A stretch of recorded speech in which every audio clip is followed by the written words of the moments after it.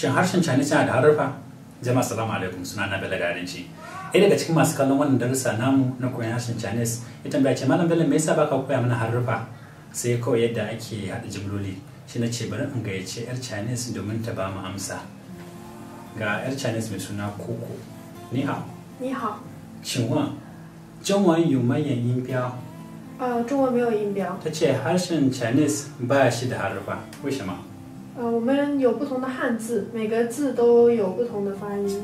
ta ce suna da zanunnuka, kowane zane kuma yana da irin nashi sauti ko ƙara, saboda haka idan kana so ka iya rubutu ko kamar iya karantawa sai ka haddace zanunnukan kuma za a iya haɗa su don su ba da wasu ma'anonin.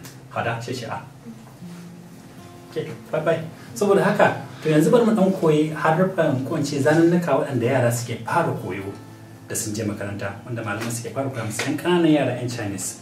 Na farko shine babba, in abu kato ne sai a ce mishi da, ko ba ka ba, da kato ne, da. Bismillah. Da ya ake rubuta da? Ɗaya, biyu, uku, ko ba ka ba? Ngan shi da, ai mutum ne ya haka, ko ba ka ba? Da buɗe kafa ko? Aha. Da. Na biyu ƙarami, sha. 小 ɗan ƙarami ko? 小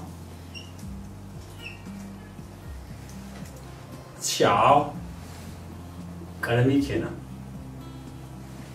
Da 小 na uku mutum, 人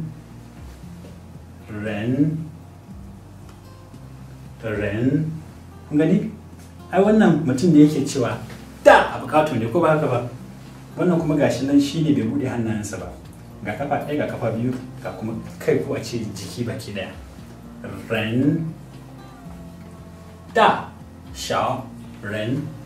Idan kana da lokaci ko kina da lokaci sai ku ɗan yi bita ku rubuta na a cikin littafi.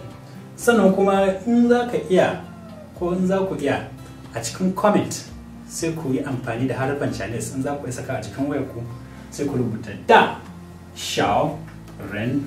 Wannan za ku fara rubutawa sai ku gansu iri-iri sun fito sai ku zaɓi wannan, shi ma haka da za ku rubuta. To shi kenan abinda muke da shi, muna fata za mu gan ku a comment, kuma duk wanda yake da wata tambaya ya yi mana, za mu kokari mu hanzarta mu ci gaba da koyi wannan harshe mai ban al'ajabi kuma wanda ya fi kowanne wahala a duniya. Assalamu alaikum, sai an jima.